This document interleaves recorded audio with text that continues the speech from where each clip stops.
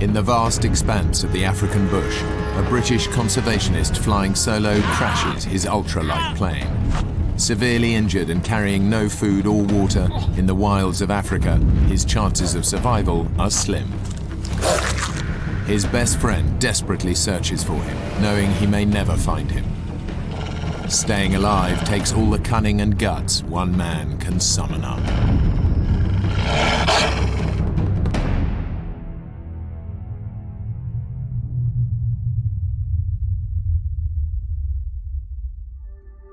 Zimbabwe, Africa, home to some of the most varied animal life in the world, much of it under threat from poachers and encroaching civilization.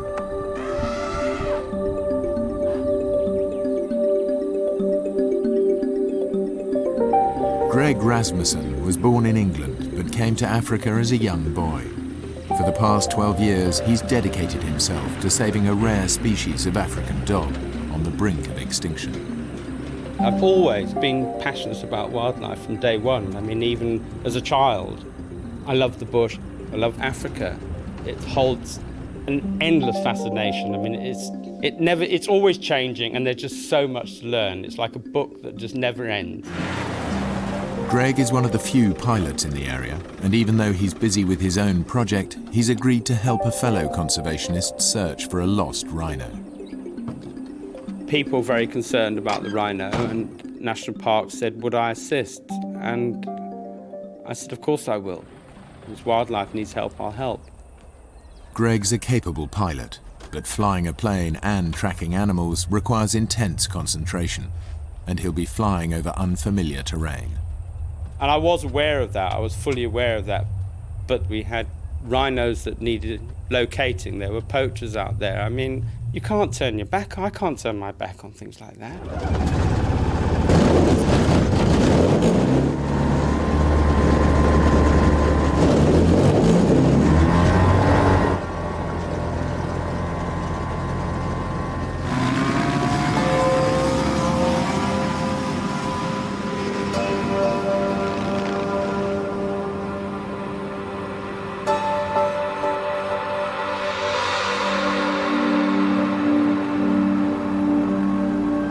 An ultralight plane is a cheap and efficient way to cover the African bush, but is also very dangerous to fly under certain weather conditions.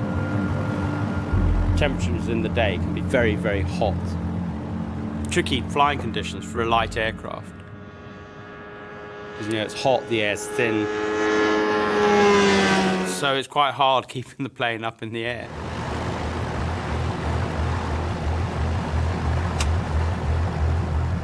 This was a very harsh, dry, rocky, rugged area. I'd never flown that area before, and I realized I was in a completely different territory. The rhino is electronically tagged, and in no time, Greg's tracking device picks it up. I just found it. I hadn't actually seen it, but I realized that it was alive by this movement signal.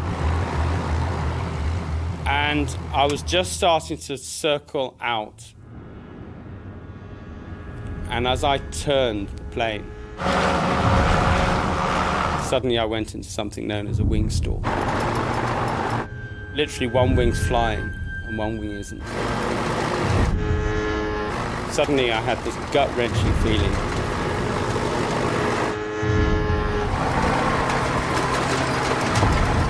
I put full power on the rudder. Pulling back on the stick, I was doing the right thing, and it wasn't working. And the plane started to go down in a spiral. And the ground was coming up pretty damn fast. And then there's a split second. You know you've passed the point of any return.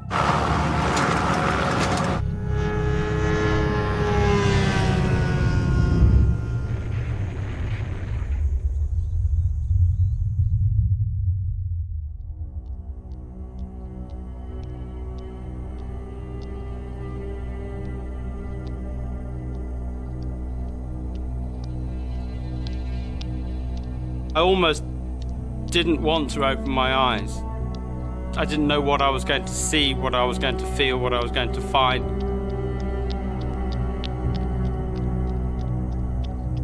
I was totally dazed, stunned. And I was like, I'm alive. I'm alive. And at that second, petrol started dripping over me.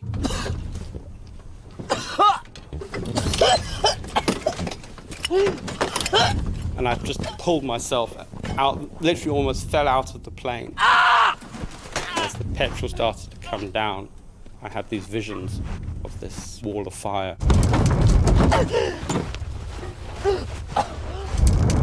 And I could just see myself being incinerated alive. And I knew my legs were doing nothing. I couldn't do anything with the legs at all. But I just had to get away from this plane. I mean, this thing was a nightmare now.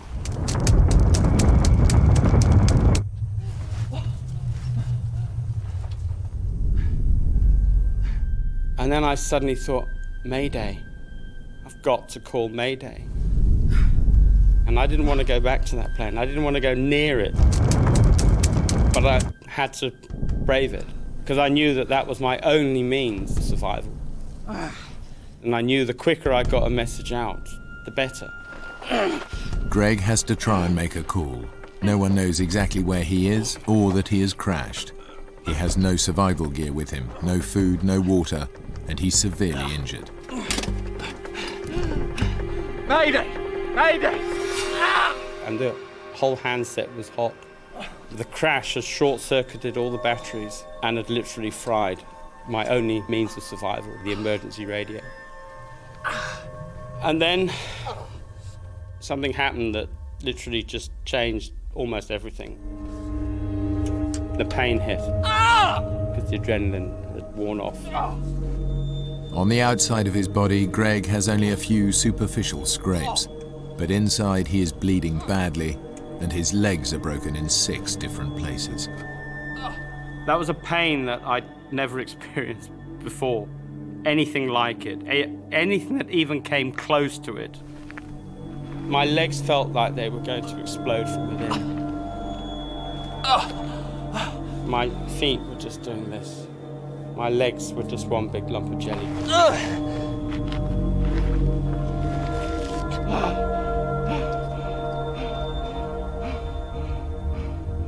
And I realized I had to stay in control. You know, I had to be in control of the situation, because if you lose control, that's it. I was going to be a goner.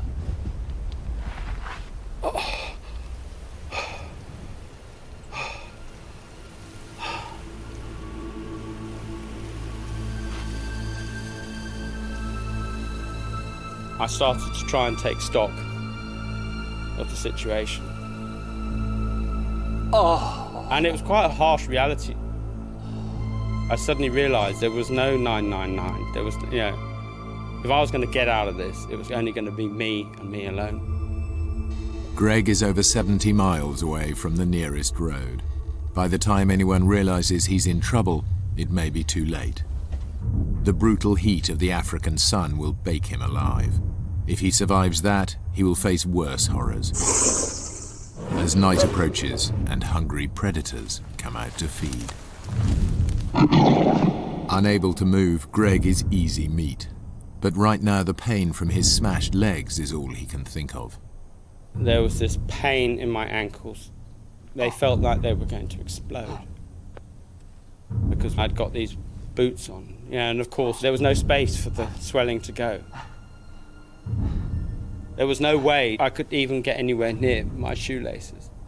But I was thinking, if I don't get those boots off, there's going to be gangrene, and I'm going to lose my feet. I lose my legs. I managed to look back, and I thought, well, maybe if I can drag myself to this tree, I can tilt my body forward so that I can maybe get to my shoelaces somehow.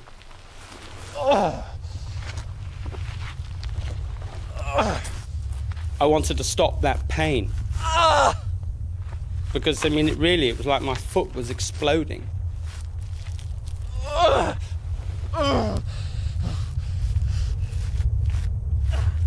Fate is being cruel today. The closest tree to Greg is a thorn tree. But as its thorns dig deep into his back, Greg realizes they might be useful. And I managed to just break a twig off that was about a foot long, and it got a hooked thorn on the end of it. And I lay there and I could hardly focus. There was just so much pain. I started to pick the shoelace. I thought, well, this is all I've got.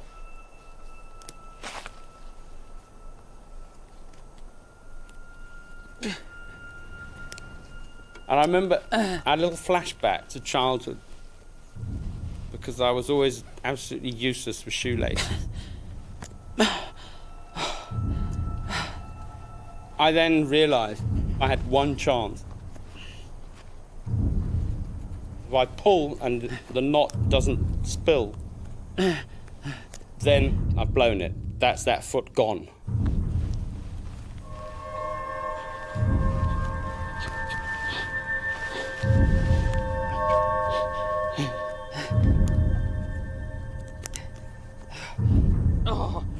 Greg manages to loosen the shoelaces and get them both to the same stage, but nothing happens.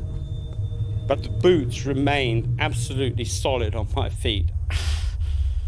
And I realised then I had to pick the shoelace, eye by eye, through every single eyelid.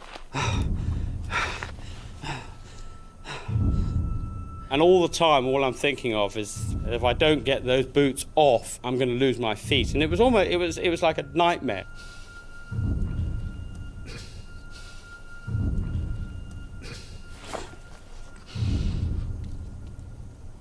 Ah! I had to remain as focused as I could.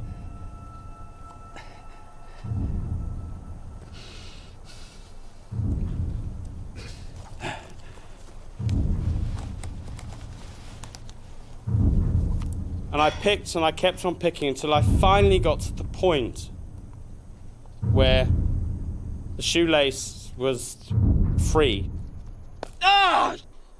Loosening his boots isn't having the effect Greg expected. The pain is just as bad because his feet keep swelling up to fill the newly expanded space. He has to try something else. I saw a stick. And that was all there was. I thought, well, that's the only tool there is that I can see other than rock. I'll go for that. And as I even just touched the shoe, the pain was just, it was terrible. And I thought, oh my God, I'm not, you know, and now I've got to push this. And absolutely bizarre, you know, then I had a flashback to a movie. You know, I mean, ridiculous. It was a John Wayne movie, you know. Oh, well, you bite on that while I cut this. And I grabbed this stick.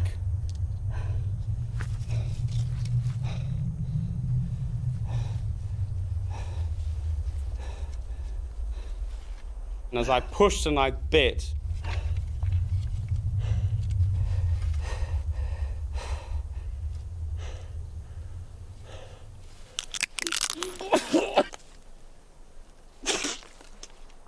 this stick was just rotten. It was full of termites. And my mouth was now even drier than before, and I went, but I pushed with such force. The shoe came off. And I just forced the other shoe off. And lay there.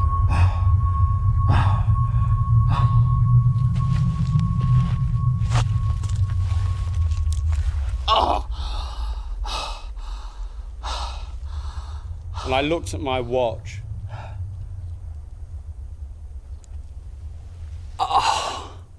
And it had taken me 2.5 hours.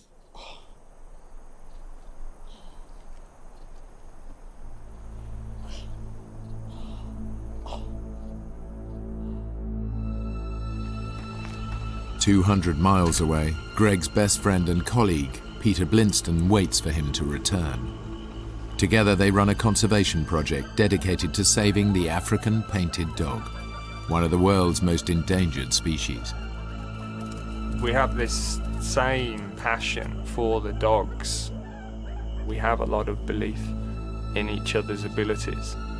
And that just comes through at the end of the day. Peter, phone call please. The phone rang. I just felt nervous. This kind of sense of something's wrong. Yeah, Peter. It was Norman English, he's the warden over at Cinematella. He said, Greg's missing. People talk about this kind of cold hand or something that grips you, but I really did just go like icy cold. I was then thinking, I have to find him. In the heat of the midday sun, the temperature is now over 100 degrees. Greg hasn't had any water for over 24 hours, and his body is rapidly showing the effects of dehydration. It was hot and it was dry. There wasn't an ounce of moisture in the air. I hadn't drunk the whole day because an elephant had destroyed the water pipes in our area where I'd taken off from. It wasn't like feeling thirsty at all. It was almost like being tortured. Everything was just so dry and your skin just didn't feel like skin anymore. There was no texture to anything.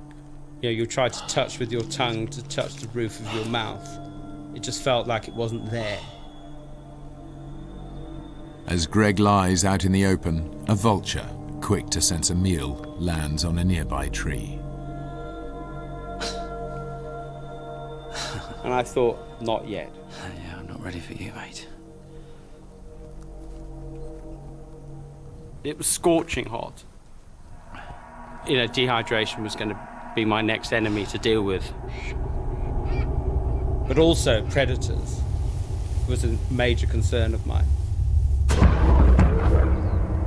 The animals that Greg devotes his life to saving could now turn against him. The landscape is alive with wild beasts looking for food.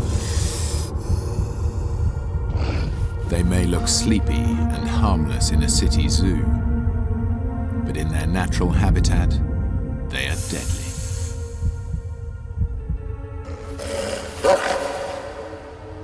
My fear wasn't the predators themselves, it was the fact that I couldn't run away. Here was me lying with a pair of legs that were just jelly. Greg knows he has to find shelter, both from potential predators and the sun. His only option is the plane. Fire or no fire, I got to get back and I've got to face that plane again. Every single movement was terrible, but I realized that it was that or die. I tried to pull, and I had no more energy. I've come this far, and now I've got no power anymore to pull on my back. And I suddenly thought, I've got to roll over. Because he's a biologist, Greg knows that some species move more efficiently on their stomachs. I thought, how am I going to roll over? How? I had 2 shoelaces and a stick. I made a loop on the end of one shoelace and tied it onto the end of the stick. I hooked the stick underneath my leg. And I knew that this was going to be one very, very painful experience. And I had to just concentrate on what I was doing, because I knew what was coming. I almost had the fear of pain before it came.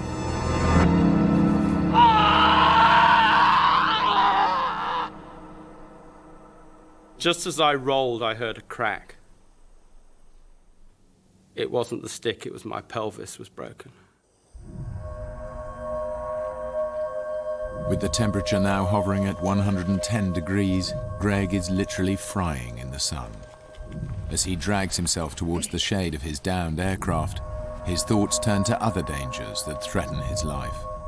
Being in the bush for so many years, you get to know absolutely every single noise. You know every footfall. You know which footfall belongs to which animal.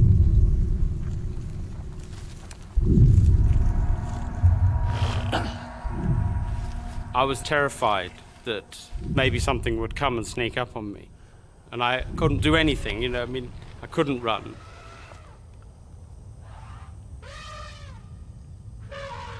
And then I heard elephants, a whole herd. It is in fact an entire herd of elephants, and they're moving right towards him.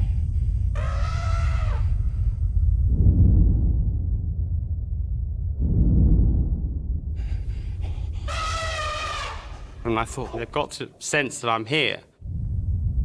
If they detect you at the right moment, that's fine. If they detect you too late, that's the scary bit. Because then you're in their attack distance. And I thought, if the wind is wrong and they don't detect me until the very last minute, that's when I'm in trouble. And then suddenly there was this huge screech of... And I remember just thinking, oh no, please, just don't stampede.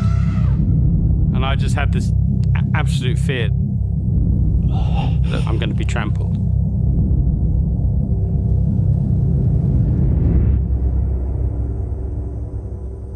Greg has dodged a bullet. The herd moves on away from him. I wanted to cry at this point. And I realized then that I couldn't have cried even if I wanted to. There was no moisture for me to expend on tears. They wouldn't have come anyway.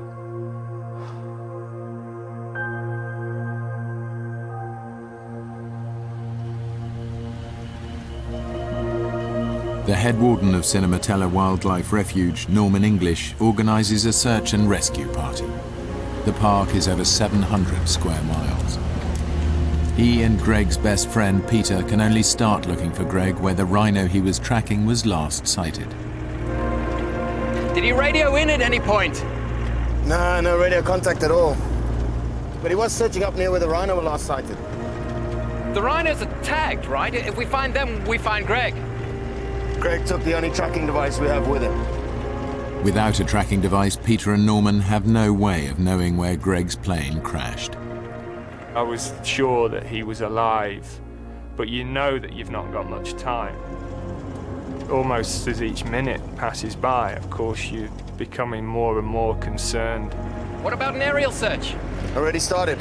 Pilot from Victoria Falls came up in his Cessna. I was thinking, we have to find him. Even if you've survived the crash, there's animals, there's wildlife that can kill him. The chances of him surviving are getting slimmer and slimmer. Peter and Norman have no idea that Greg is 40 miles from where they think he is. Greg's condition is now critical because of his injuries, exposure in the hot temperatures, and lack of water. I was so close to the plane, I could smell the petrol. I gave it all the energy I possibly could. And just as I got underneath it, something felt a bit sticky on my mouth. My lips had turned to rubber. They'd plasticized. And a piece of my lip came off. And it went to the back of my throat. You know, I suddenly came to this horrible realization. I just swallowed my lip.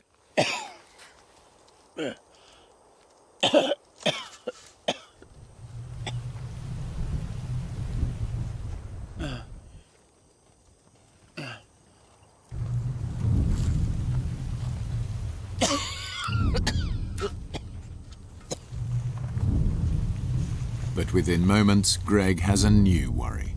He hears the sound of an animal walking nearby. It was lion footfall. And I listened very, very carefully, and it was getting closer and closer. And then I heard this call. It was a lioness. And lionesses have a very distinctive call they use when they're calling cubs. And obviously, because she was a mother with cubs, that makes her far more dangerous. Greg knows that animals in the wild have a unique defense strategy. They make sharp, sudden noises to scare off their enemies. As the lioness moves in closer to Greg, he knows that creating a noise at the right time is his only defense. When he finally sees the big cat's silhouette, he makes his move.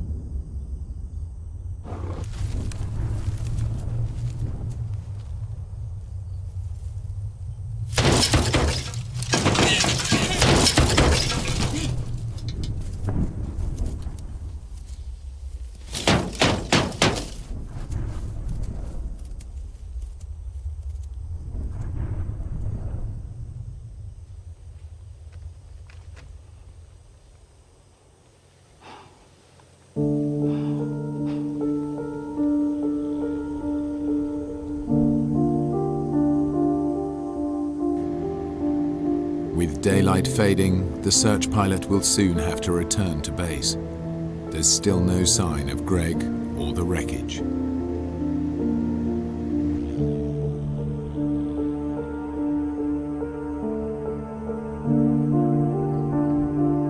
I heard the plane. And then I started to get almost excited.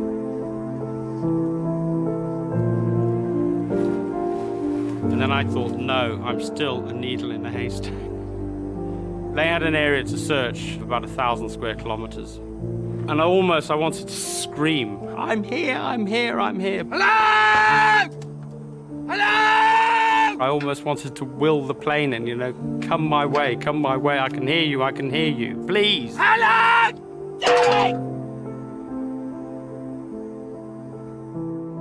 And then there was silence. I remember that silence now so well. It was killing. Nothing is going to happen now until tomorrow morning, at the very earliest. And I've got to start thinking about the night.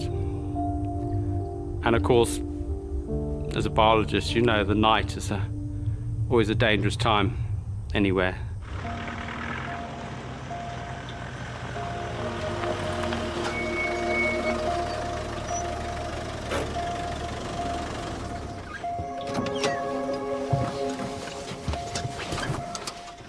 It probably won't help much. I'm just going to take the Land Rover out, see what I can find. There's no way you're gonna find him in the dark. We don't want to lose you too. I won't be long. I'll be back soon.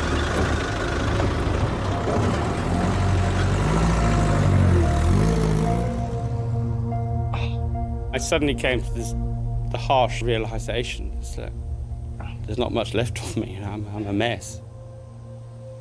And I actually, at that point, I thought, do I really want to carry on? Did I want to live, or did I want to die?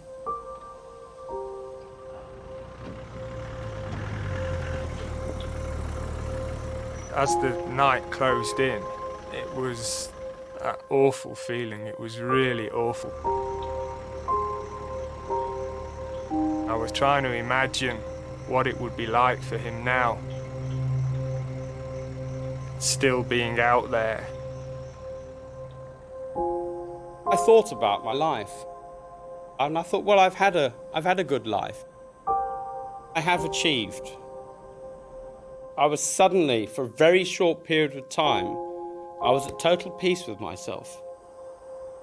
I wasn't afraid of it. I wasn't afraid of that death experience. I suddenly realized that I had it in me, the power to just switch off and just let myself go. People started to voice their doubts that he was now alive. I was thinking about what they were saying, and for a moment, thinking maybe they're right. But I wouldn't hear that. Greg wouldn't give up, and neither will I.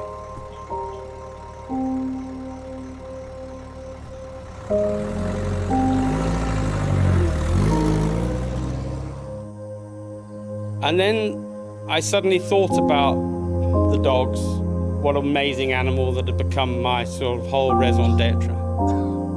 And I thought, but there's a hell of a lot more I can do. And from that second, it was like, right, the fight is on. At that point, there was just such a kick in me that it was like, I'm going for it, and I'm going to make it. And I'm not going to, if I do die, I'm going to die fighting this right to the bitter end.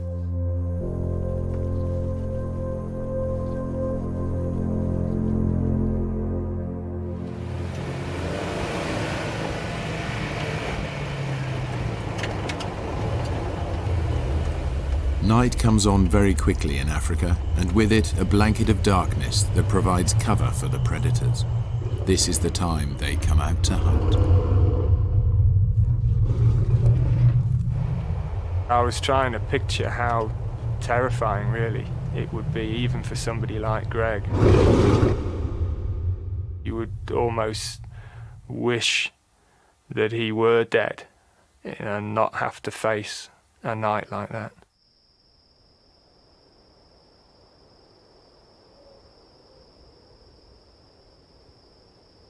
At that point, there was this total silence.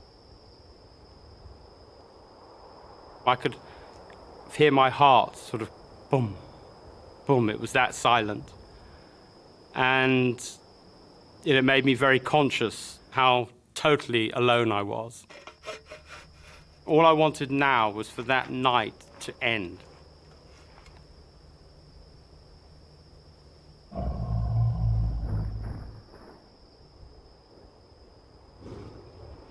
I had this nightmare that a hyena was going to come up behind me.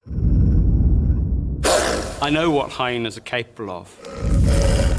Bone crushers, as they're also known. They've got the most powerful jaws of anything.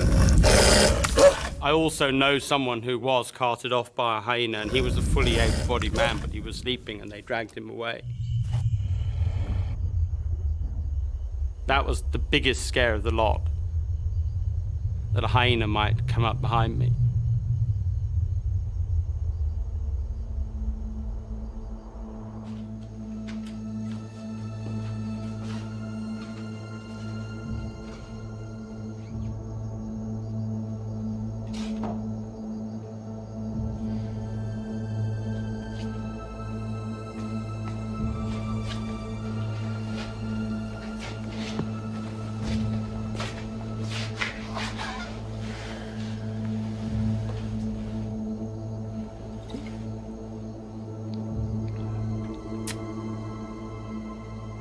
Are you all right? Yeah. Thanks, Norman. Peter, the men feel like Greg may not have made it. He'll get through this. He's a stubborn bugger. Yeah, well, you know him better than they do. They don't think there's any point in him going out again tomorrow. He's alive, okay? You know Greg. He wouldn't give up. I won't either. I'll talk to the pilot and the others, see if they can give us another morning at least. Thanks.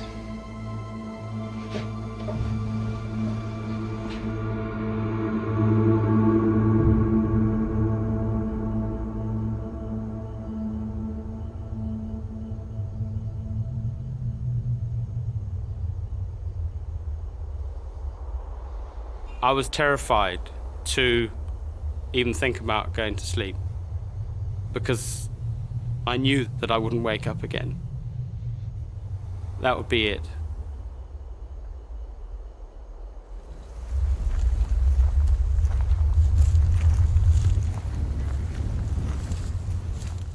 Then Greg's worst nightmare comes to life. Once again, he recognizes an animal by the sound its feet make when they touch the ground. He hears a hyena. And I thought, it's coming behind me.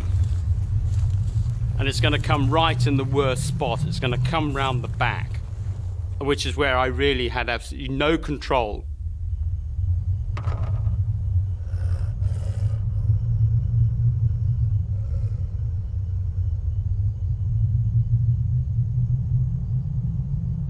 Once again, Greg uses his knowledge of animal behavior. He grabs hold of his stick and gets ready to hit the plane with it and create a noise to startle the beast.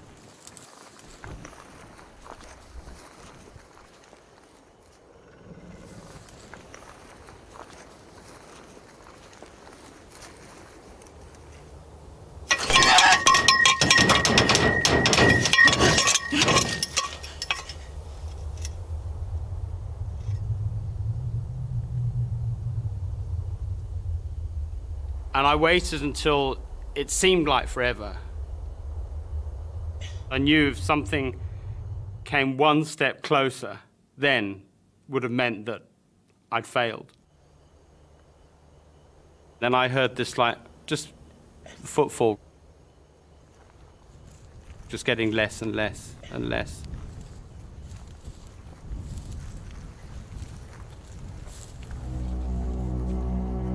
I remember lying there at that particular point thinking, is there anything else that's going to be chucked at me? You know, what else is going to come? You know, what other brick's going to come down? Greg does his best to stay positive. In 1 hour, the sun will rise and he will have made it through the night. But it is one very long hour.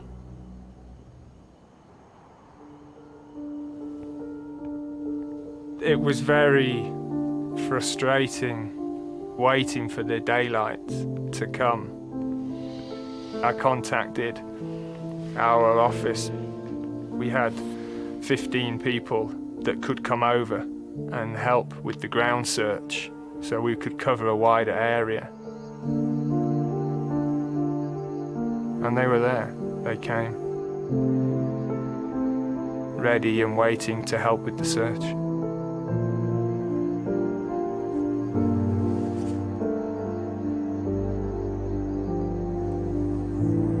I watched, looking for the sun to come over the horizon.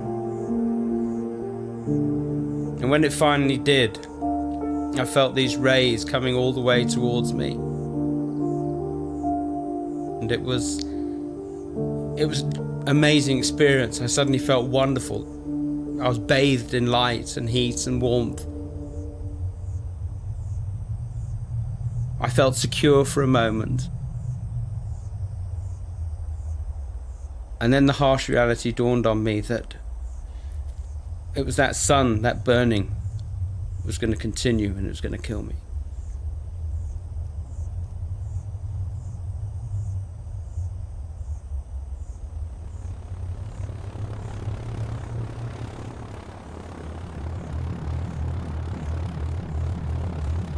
At first light, the spotter plane sets out again.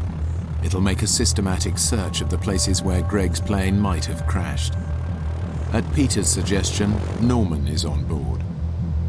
He knew the area better than anybody. I really felt strongly that if anybody was going to find Greg, it would actually be him. The additional members of the search team fan out, but they're still looking in the wrong area. It's been nearly 24 hours since Greg crashed, a deadly amount of time to be out in the African bush injured and unarmed. You know, I was beginning to doubt if he'd survived. Greg has a global positioning system, yet the technology is useless if he can't tell anybody else where he is. But every time he turns it on, it records the exact time. I was checking on the GPS, trying to get the coordinates and times. And then I suddenly had this horrible feeling that this GPS was almost acting like a record of when I was still alive and when I died.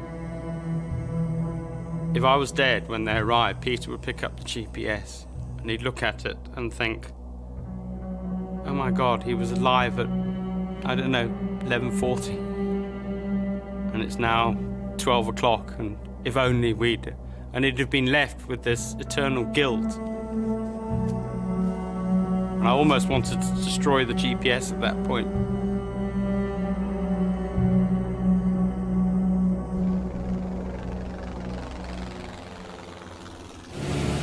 Norman to Peter, can you read me? Over. Norman to Peter, can you read me? Over. Receiving. There's nothing from up here. Even an elephant could merge into this landscape. We're going to try another area. On a hunch, Norman decides to go back and check along the beginning of the route that Greg would have taken. Nearly 24 hours has passed, and Greg's body is desperate for water. I managed to grab a piece of the broken windscreen. I had this mad idea to see if it would collect moisture.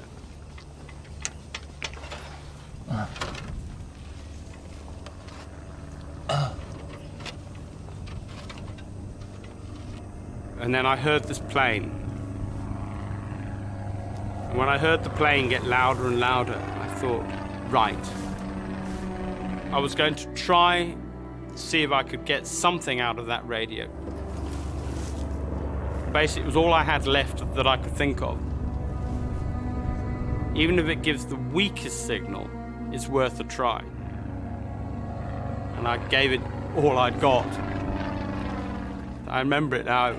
Mayday.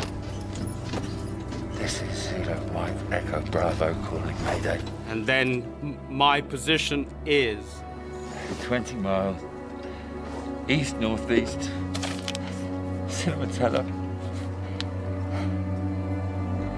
Mayday.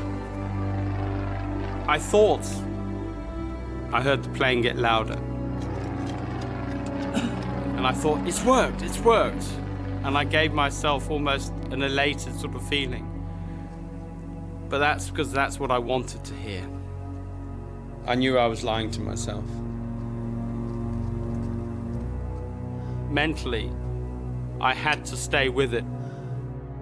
Because if you get into depression, that's it, the game's over.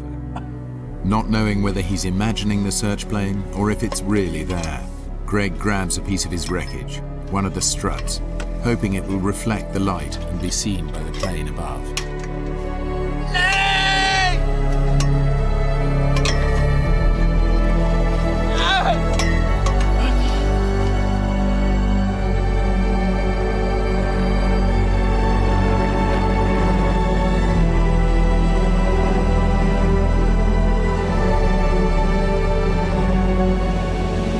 Mayday, all search parties. We've located the wreckage. 40 miles south of the main search area. No sign of Greg.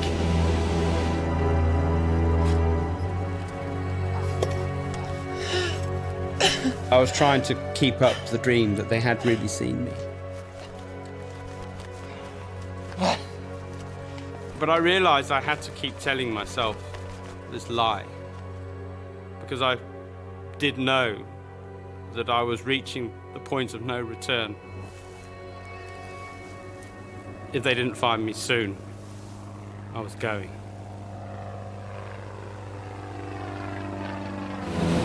We can't land. I repeat, we can't land. We're gonna have to go by road.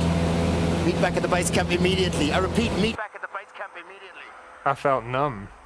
I wanted to see, you know, what was there. I wanted to see Greg. I wanted to just get to the site.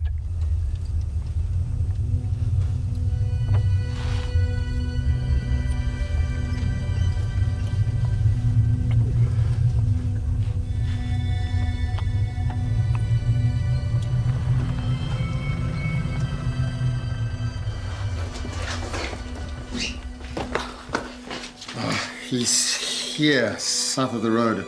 The rhino's obviously moved. Okay, let's move it. Peter, I didn't see any sign of life. I don't know if it's a good idea that you come. I need to see him. I was really afraid. You're just thinking, okay, we've found him, but we don't know what we've found yet. And you imagining all sorts of horrors.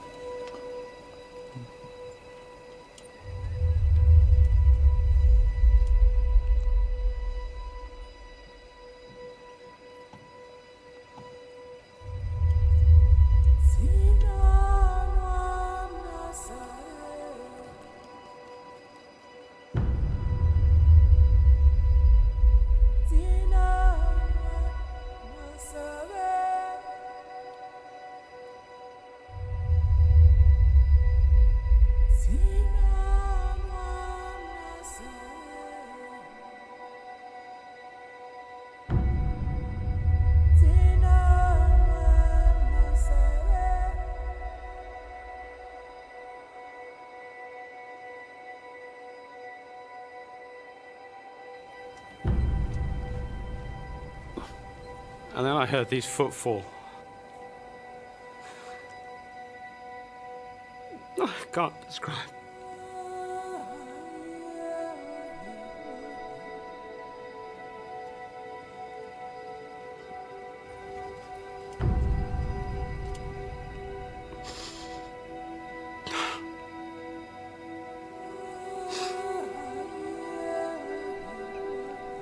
Of course, I knew what footfalls those were.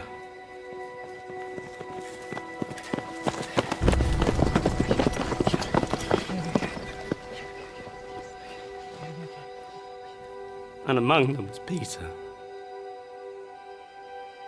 And I suddenly looked and I couldn't believe it, that was him. I couldn't even speak to anybody. And people were just saying what happened, and I just had to say, wing, stall, and that's all I could say.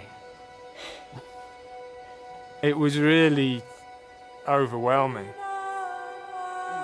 He'd survived. And it was sort of affirmation of my belief in him.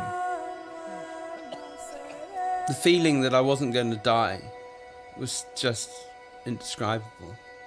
I'd fought this and I'd won.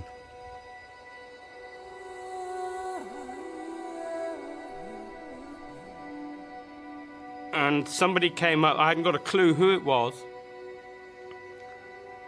Someone put their hand on my shoulder and said, "You're in safe hands now."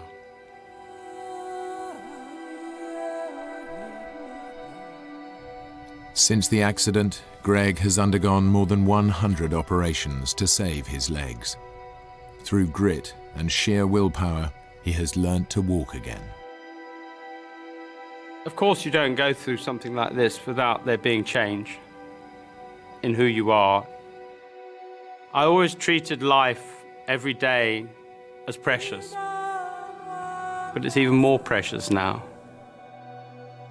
I still am dreaming of that day when I go back to Africa, back to the smells, back to the sunrises, the sunsets, and most importantly, the painted dogs and wildlife conservation. Greg has indeed returned to his beloved dogs. He continues his conservation work alongside Peter and has never flown an ultralight plane again.